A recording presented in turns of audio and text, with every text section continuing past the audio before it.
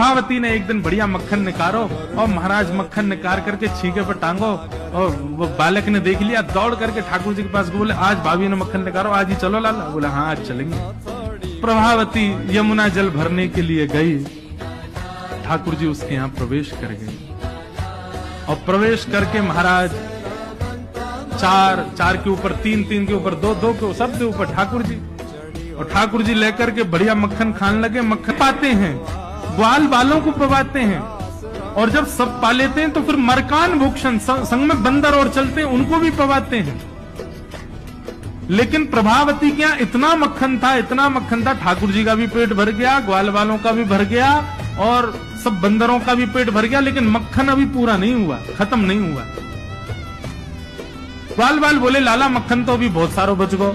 ठाकुर जी बोले ये प्रभावती हमको बड़ी चुनौती दे रही ना, याकू ने मजा तो चका जाए। सो कहा कियो। ठाकुर जी ने एक हंडी लई, एक लठ लियो और वहां से वह हंडी को फोड़ दियो, जितना मक्खन हो सब नीचे गिर गयो, और वह मक्खन को चौका लगा गए, पोंछा कर गए पूरे घर में। एक कोने पे जाकर के मक्खन रह नहीं जाए कहीं भी, और पूरे में बढ़िया चौका लगा करके, और ठाकुर जी अपने ग्वाल वालों के संग अंधेरे में छुप के खड़े है गए। बोले देखियो अब मजो आवेगा, प्रभावती आवेगी। प्रभावती आई, सिर पर दो मटकियां बड़ी अचक करके चल रही थी, संभल के चल रही थी।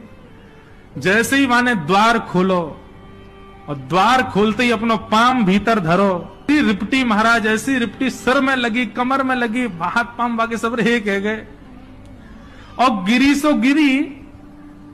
यमुना जल मिल गयो मक्खन में तो और चीकनो हो गयो, अब वो उठ ही नहीं पा रही है, जैसे उठे फिर गिरे, जैसे उठे फिर गिरे। और ठाकुर जी ताली बजा बजा के हंसे, सब ग्वाला के लाला आज तो बड़े मजे आए, आज तो बड़े मजे आए। मेरी भाभी कहा कह रही कन्हैया को अपने प्राण प्यारे हमारे ना आवे, अब तो को तेरे प्राण प्यारे होंगे ना तो कभी हमको चुनौती नहीं देगी।